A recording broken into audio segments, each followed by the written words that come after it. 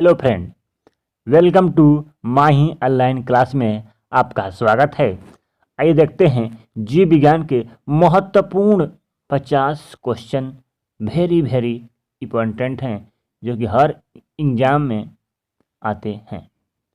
पहला कहता है कि टिक्का रोग किस में होता है। कौन सा होगा ऑप्शन इसमें? ऑप्शन नंबर डी सही होगा, मूंगफली। क्या होगा? मूंगफली। तो इसको याद करने के लिए कैसे रिलेट करें कि टिक्का कहाँ लगाते हैं?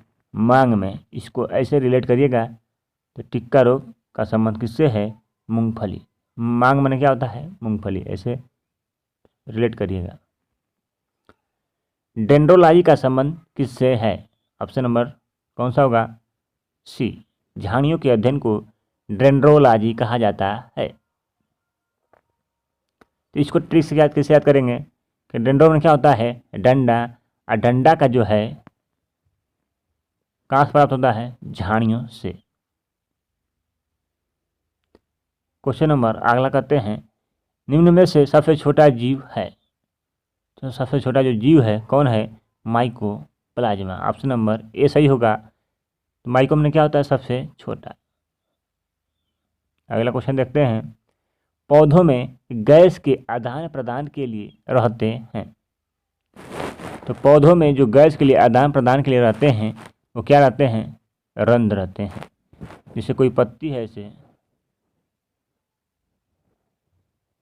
तो पत्ती के निचले हिस्से पर ऐसे कुछ दानादार रेशे प्राप्त होते हैं, उन्हें क्या कहते हैं? रंध्र। वो क्या करते हैं? गैस को आदान प्रदान करते हैं। क्वेश्चन नंबर 6 कहता है, वायुमंडल में सामान्यतः CO2 पाया जाता है। CO2 कहते हैं कार्बन डाइऑक्साइड। कितना होता है? Option number D 0.03%। जो क्वेश्चन नंबर ए कहता है कि क्या है? Nitrogen N2। और क्वेश्चन ऑप्शन बी जो है वो किसका मात्रा है? ऑक्सीजन की, जो कि वायुमंडल में पाई जाती है। क्वेश्चन नंबर 7 कहता है, निम्न में से कौन सा एंजाइम लार में पाया जाता है? ऑप्शन नंबर कौन सा होगा? टाइलिन। क्या होगा? टाइलिन। ऑप्शन नंबर सी सही है। ये टाइलिन नामक एंजाइम होता है वो खाने को क्या करता है? चिपचिपा बनाता है कि खाना आराम से सरक जाए। और टाइलिन जो होता है जीवाणुओं को मार देता है मुख में। फेफड़े का आकार होता है कैसा होता है? शंक्वाकार। देखो फेफड़ा देखे होंगे तो ऐसे रहता है फेफड़ा, इसे नली लगी होती पूरी खाने वाली। फेफड़े का आकार कैसा होता है? शंक्वाकार। निम्न में से कौन सी बीमारी श्वसन तंत्र से संबंधित है? श्वसन तंत्र में क्या होता है? खांसी होती है तो उसे कहते हैं बड़ी खांसी हो रही है तो टीबिया होती है बीमारी। और निमोनिया क्या होता है? फेफड़े में क्या होता है? पानी भर जाता है। तो दोनों बीमारी किससे हैं? श्वसन तंत्र से संबंधित है। ऑप्शन नंबर क्या होगा? डी सही होगा।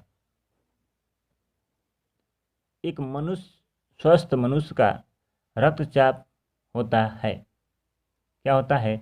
120/80। इसको भूलिएगा मत, ये कहीं ना कर दीजिएगा कि 80/120, गलत हो जाएगा। क्या होता है? 120/80। बड़ा संख्या ऊपर है और छोटी संख्या कहाँ पर है? नीचे। इसको दिमाग में बैठाइएगा कि सबसे 120 से आता है और 80 से लौटता है रक्तचाप नसों में। कुत्ते के काटने से जिस विषाणु के द्वारा घात रोग उत्पन्न होता है क्या कहलाता है? हाइड्रोफोबिया। क्या होता है? हाइड्रोफोबिया। सबसे छोटा जीव है बताए थे माइकोप्लाज्मा। फाइकोलॉजी का संबंध किस के अध्ययन से किया जाता है? कौन सा होगा? शैवाल के अध्ययन क्या करते हैं? फाइकोलॉजी। इसको ट्रिक से याद करिएगा कि फाइको मैंने क्या? फेंकना। और शैवाल मैंने सवाल। जो ज़्यादा सवाल जानता है वो बहुत ज़्यादा फेंकता है। इसको ट्रिक से ऐसे याद कर सकते हैं। अगर वीडियो अच्छी लगती है तो लाइक और सब्सक्राइब जरूर करें। और ऐसे ट्रिक पाना है तो आपको चैनल को सब्सक्राइब जरूर करें क्योंकि उसमें वीडियो ऐसे बन चुकी हैं।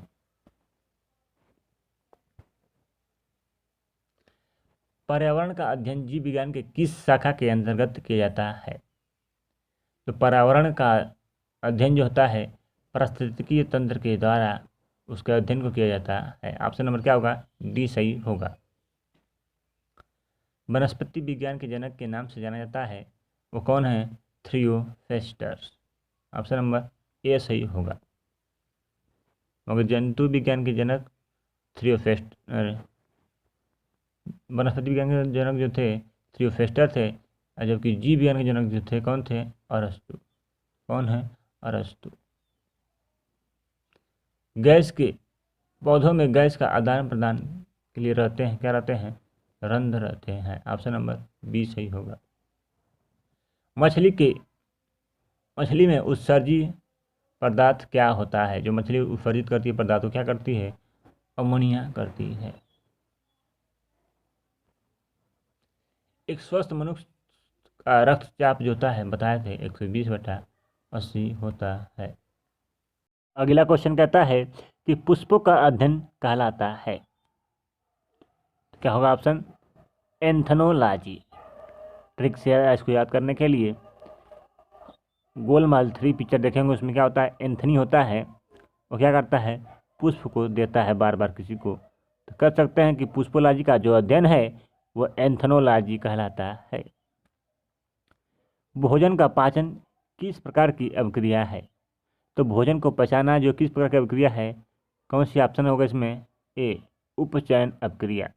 ठीक, कन्फ्यूजन ना हो उपचयन और अपचयन में, इसको दिमाग में बैठाइएगा कि जो हम पचा लेते हैं, जो हम अंदर ले लेते हैं उसे कहते हैं उपचयन, और जो छोड़ देते हैं, निकाल देते हैं, उसे बोलते हैं क्या? अपमने बाहर करना। अपमने क्या करना? बाहर करना, अपचयन। जैसे सांस लेना कौन सी अभिक्रिया है? तो बोलेंगे उपचयन है।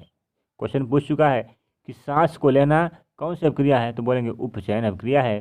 अगर सांस को छोड़ना कौन सी अभिक्रिया है? तो अपचयन अभिक्रिया है। ये भी क्वेश्चन पूछ चुका है।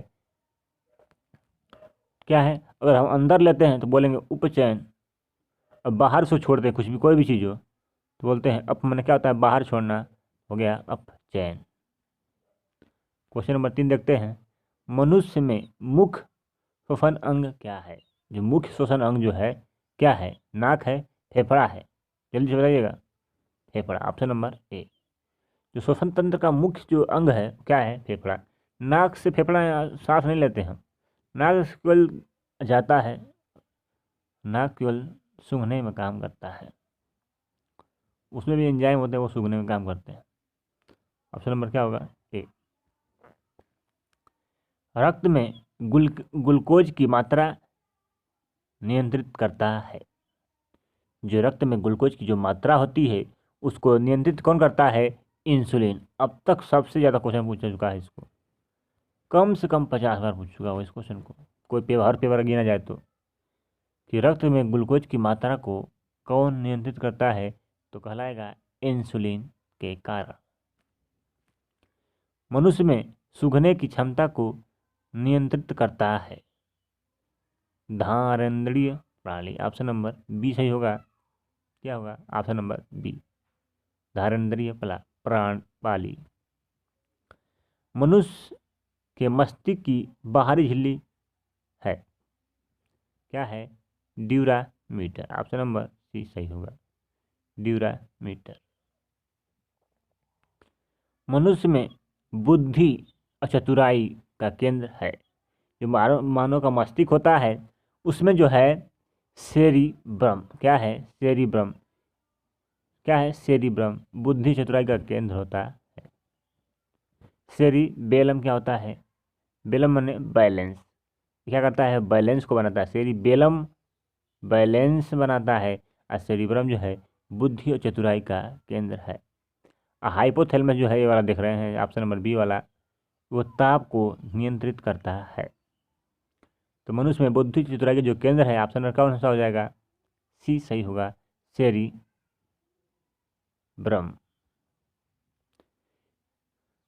अगला क्वेश्चन कहता है किस अपक्रिया के द्वारा पौधों में ऑक्सीजन बाहरी वातावरण से कोशिकाओं में पहुंचता है? तो बाहरी वातावरण से कोशिकाओं में किसके द्वारा पहुंचता है? विसरण के द्वारा। ऑप्शन नंबर बी सही होगा, विसरण। क्या होगा? विसरण। जो ऑप्शन नंबर डी देख रहे हैं वो प्रकाश संश्लेषण दिया है, वो प्रकाश के लिए होता है। किसके लिए? प्रकाश के लिए। तो कौन सा ऑप्शन होगा इसमें? बी सही होगा। क्वेश्चन नंबर अगला देखते हैं। कहता है कि ऊर्जा उत्पादन के लिए कोशिकाएं प्राय किसका उपयोग करती हैं? तो हमारे शरीर में जो कोशिकाएं हैं ऊर्जा उत्पादन करने के लिए क्या करती हैं? ग्लूकोज का उपयोग करती हैं। किसका? ग्लूकोज का। जो खाना होता है ऊर्जा का क्या हो जाता है? ग्लूकोज में परिवर्तित हो जाता है। उसके बाद जो कोशिकाएं उसको प्राय ऊर्जा में रूपांतरित कर देती हैं। अगला क्वेश्चन कहता है कि शरीर की सबसे बड़ी ग्रंथि कौन सी है? तो जो शरीर की सबसे बड़ी जो ग्रंथि होती है वो क्या होती है? ऑप्शन नंबर क्या होगा? सी सही होगा, यकृत। इसे बोलते हैं इंग्लिश में क्या? लीवर। क्या? लीवर। तो शरीर की सबसे जो बड़ी ग्रंथि है वो क्या है? यकृत है। अब क्वेश्चन ये पूछेगा कि शरीर की सबसे बड़ी अंतःस्रावी ग्रंथि, अंतःस्रावी तो बोल देंगे थायराइड ग्रंथि। अंतःस्रावी बोलेगा तो थायराइड ग्रंथि। खाली सिंपल बोलेगा कि शरीर की सबसे बड़ी ग्रंथि तो क्या है? यकृत, लीवर से बोलते हैं। अंतःस्रावी और बहिःस्रावी क्या होती है? बहिःस्रावी में आती है। तो अंतःस्रावी क्या होता है? वो ऐसी जो ग्रंथि होती है वो डायरेक्ट कोई भी चीज़ जो छोड़ती है वो खून के अंदर छोड़ती है, उसे बोलते हैं अंतःस्रावी ग्रंथि। और जो ये सब भोजन में जो छोड़ती है इसलिए बोलते हैं बहिःस्रावी ग्रंथि। मनुष्य में ऐच्छिक गतियों का नियंत्रण किसके द्वारा होता है? किसके द्वारा होता है? सेरिब्रम। अपनी ऐच्छिक गतियों को नियंत्रण जो करता है किससे? सेरिब्रम से। चतुराई बुद्धि का केंद्र किसे कहते हैं? सेरिब्रम को ही कहते हैं। सेरिबेलम क्या है? बैलेंस बनाता है। अगला क्वेश्चन कहता है कि शरीर का तापमान कहाँ नियंत्रित होता है? तो बताया था आपको सेरिबेलम। कहाँ पर? सेरिबेलम। ऑप्शन नंबर बी सही होगा। अमीबा में भोजन का अंतःग्रहण किसके द्वारा होता है? तो अमीबा में भोजन का अंतःग्रहण किसके द्वारा होता है? बताइएगा। कुडपाद। कुटपाद। ऑप्शन नंबर ए सही होगा, कुडपाद। मनुष्य में मस्तिष्क की सबसे बाहरी झिल्ली क्या होती है? क्या होती है? ड्यूरामीटर। ऑप्शन नंबर सी सही होगा, ड्यूरामीटर। पुष्प के अध्ययन कहलाता है एंथ्रोलॉजी। क्या है? एंथ्रोलॉजी। Option number C. भोजन का पाचन किस प्रकार की अभिक्रिया है? बताए थे अंदर लेना क्या है? उपचयन। अब बाहर छोड़ेंगे तो होगा अपचयन। तो भोजन क्या लेते हैं? अंदर लेते हैं तो क्या है? उपचयन।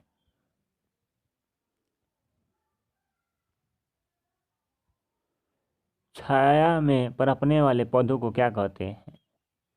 तो जो छाया में पनपते हैं उसे क्या कहते हैं? सियोकाइटस। ऑप्शन नंबर सी सही होगा, सियोकाइटस। हेलोफाइटस जो होते हैं ये नमकीनी क्षेत्र में पैदा होते हैं, और थियोफाइटर जो होते हैं ये पथरीली पहाड़ों पर प्राप्त होते हैं पौधे। मनुष्य में मुख्य श्वसन अंग क्या है? फेफड़ा। बताए थे ऑप्शन नंबर ए। देखिए आपको वीडियो अच्छी लगती है तो लाइक और सब्सक्राइब करिए, और ऐसे ढेर सारे वीडियो पाने के लिए आप चैनल को क्या करिए? सब्सक्राइब करिए और लाइक करिए। देखिए फिजिक्स का चैप्टर वन पढ़ाए हैं, दूरी विस्थापन, गजब बेहतरीन ढंग से। इसको जाकर देख सकते हैं। और आप लेखपाल की तैयारी करते हैं तो ये वाला वीडियो आपको बहुत बहुत इंपॉर्टेंट है। ऐसा वीडियो पूरे यूट्यूब पर नहीं मिलेगा। प्लीज़ वीडियो को लाइक करिए, सब्सक्राइब करिए। जय हिंद, जय माता दी।